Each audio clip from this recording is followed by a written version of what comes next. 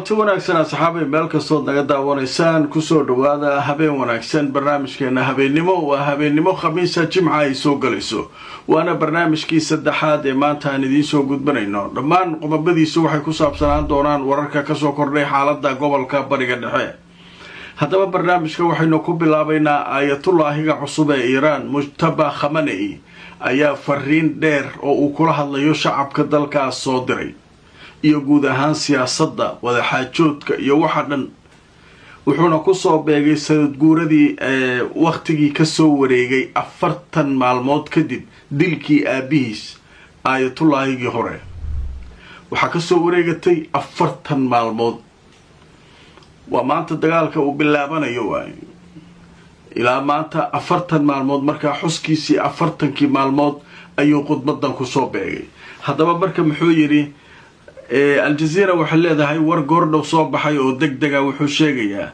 آية الله هي إيران نكال إرادو مجتبى خمنئي إنو يري إيران دقال ومصعطو لكن كما تنازليسو حقوقها أي ليذا هاي كما تنازليسو فرين كتميد هقاميها سريع إيران مجتبى خمنئي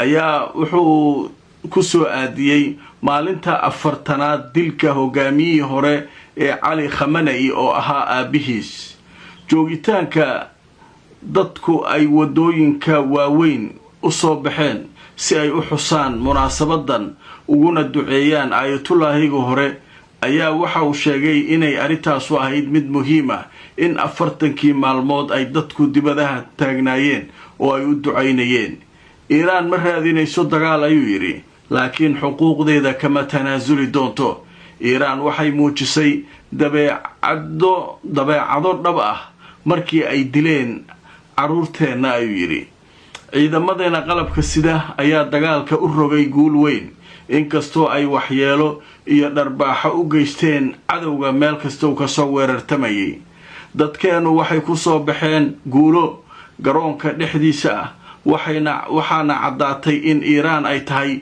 awood weyn oo markaa aan la dhayalsan karin jamhuuriyadda islaamiga ah waxay soo bandhigi doontaa ayuu yidhi wax kastoo cusub oo ku saabsan maamulka marinka hormus looma qaadan karo in ku dhawaaqista wadahadallada cadowga ah ay la macno tahay in la iska daayo joogitaanka dadkeenna iyo wadooyinka ay markaa joogaan waxaan ku leenahay dalalka dariskeenna waxaad arkaysaan mucjiso markaa istaag oo digtoonooda ballanqaadyada beenta ah ee cadowgana iska ilaaliya waxaan sugaynaa jawaabta ku habboon ee dariskeenna koonfureed si aan u muujinno ayuu yidhi walaaltinimadayada oo ku saabsan dalalka dariska isagoo ula jeedo dowladaha khaliijka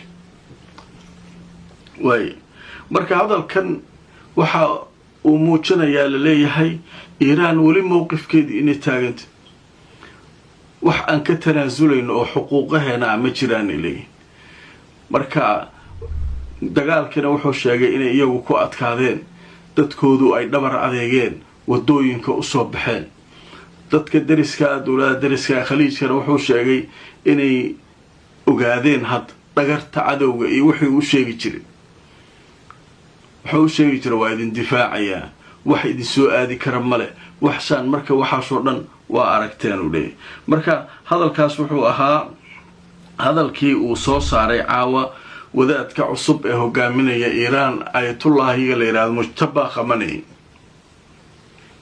waay madaxweynaha turkiga rajab tayyib erdogan ayaa telefoonka kula hadlay madaxweynaha iiraan mascuud bashkiya iyo erdogan way wada hadleen erdogan wuxuu ku yidhi iiraanay wadahadallada xoogga saara wadahadallada ha diidinina ha ka caranina wadahadallada ha la fariisto ha la xaajoodo wadaxaajoodkaa wax kasta lagu dhammayn karaa hadalka marka erdogan maxaa keenay iiraan haddaay barnaamijyadeeda way isku xidhayiin waa la socoteen barnaamijkan kii ka horreeyey waxay sheegtay iiraan inaanay wada hadal tegi doonin inta dhibaatada lubnaan ay socoto marka erdogan hawsha wuxuu usoo dhex galay war waxa gala wada hadalka natiijo wanaagsan kasoo baxdaa laga yaabaa wada hadallada ha diidinina gobolka iyo idinka iyo waxuu u fiican yahay dagaal ma jirto wadaxaajoodka qaatuu leeyahay.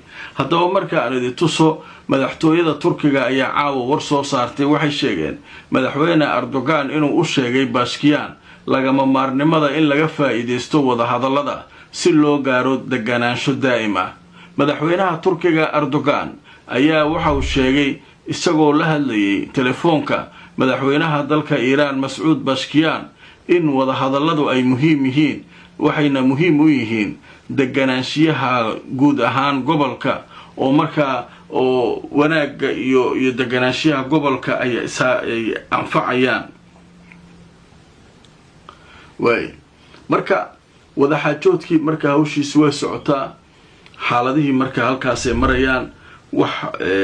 weli wax cusub oo soo kordhay ma jiraan marka laga reebo Israa'iil iyo waxa istuuriyeynaya nimankii Xisbullah ayaa weli isweeraraya.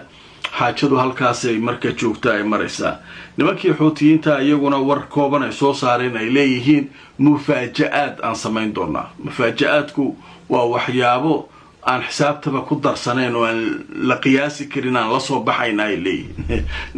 nimankaan abawaabis dhameeyey Iiraan iyo awlaadeeda caadi baa. marka hawshaas iyaduna halkaas ay maraysaa. marka wixii warar ka soo kordha xaaladda gobolkaas iyo arrimihiisa waa la socon doonaa. sheeko kale oo muhiim ah caawa soo korortay la leeyahay ninkii Trump ahaa wuxuu qorsheynayaa dagaalkan iyo arrintan Iiraanba mar hadday ka lug baxay oo ka dhamaato in ciidankiisa ku sugan Yurub uu qaadanayo. Yurub markii hore waxaa deganaa ciidan fara badan, meelo badan ay deganaayeen, wadamo badan oo Yurub ay deganaayeen. marka waa qaadanaynaa maadaama Yurub ay nagu fiirsatay dagaalkii Iiraan, annaguna ma difaacayno, waa ka tegaynaa. Yurub marka haddii laga tago maxaa xal u ah? ruushka ku faysteynaya waay. ruushka awalba Maraykankaas iyo waxaan uga warwareeganaa maal Yurubtan hal maalin oo ku qabsanaa lagu leeyahay. Iiraana waa imtixaana. waxaa Yurubta lagu sheegay gabgablayaasha waaba eberkooda lagu leeyahay. waxay hayaan male Maraykan isku haleynayeen. marka hadda Trump uu hanjabay wuxuu leeyahay haddii hawshan ka soo dhamaado waa tegayaani. ciidankayga waa ka qaadanaa. idinkeedii taala ruush cidda idinka celinays waa idin taala. nimankii Yurubiyaad waa yaabayinaan leeyahay. haddaba markaan idin tuso wararkii ugu dambeeyay, wakaaladda wararka ee Reuters waxay sheegayaan mas-uuliyiin Maraykan oo laga soo xigtay Trump inuu hadda ka shaqaynayo sidii loo soo saari lahaa ciidanka Maraykanka ee jooga Yurub. wakaaladda wararka ee Reuters waxay leedahay aqalka cad ayaa laga soo xigtay warkan mas-uuliyiinta, waxaana ay sheegeen madaxweynaha inuu hadda daraasad ku hayo sida ugu dhaqsaha badan ciidamada Maraykanka in laga soo qaado qaybo badan oo ka mid ah Yurub. ujeeda marka waxaa leeyahay nimanka waa laga soo qaadayaa waa meesha. marka yaa iska celinaya. marka ruush ma iska celin karaan maya, saasay ku dhamaatay. marka ninkii Trump waa xanaaqsan, wuxuu leeyahay dagaalkii la igu fiirsaday. marka NATO dambe iyo Yurub dambe iyo cidaan difaaca male, waa guura aniga waa guur waay nadhaaf. marka hawshaas halkaas ay socotaa. marka qaybaha kale ee wararka waxaa ka mid ah ninkii Netanyahu ahaa wuxuu leeyahay aniga dagaal ma ka joojinayo Lubnaan ilaa la ii cadeeyo Xisbullah inay hub ka dhigayso. Xisbullah si hubkeeda ku dhigay waaba jugtaa la isku hayay. dagaalka ma joojinayo ilaa Xisbullah hub ka dhigto.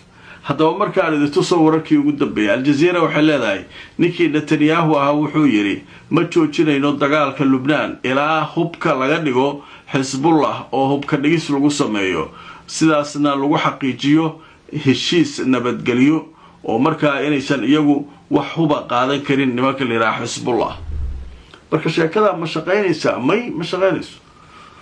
hubkaaga keen, anigana huba haysanaya. marka dagaalna waana dhex maray, sidee marka lagu noolaanaya? ninka waa dhimo karaale waxaas wax shaqeynaa. nimankii Xamaasa dhiibi lahaa hubka haddii ciyaartaas hub lagu qaadayo. Xamaas oo weli hubkooda haysta waa dhiibaynaa sidii loo lahaa. wax la dhiibaa male, nin hubkiisa iska dhiibaa miyaa jira? haddaba qaybahan ugu dambeeya barnaamijka waxaynu ku soo qaadanaynaa warar cusub wixii soo kordhay intaanu barnaamijka ku jirnay.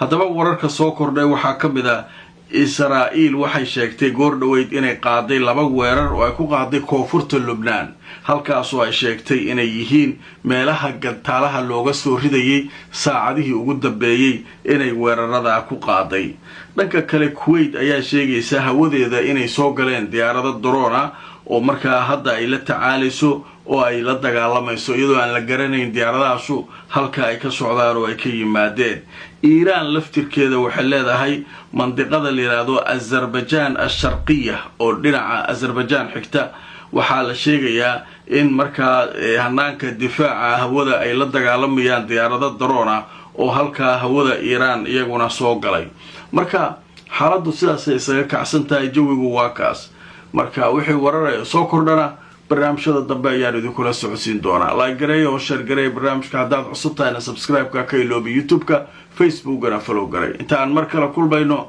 nabadgelyo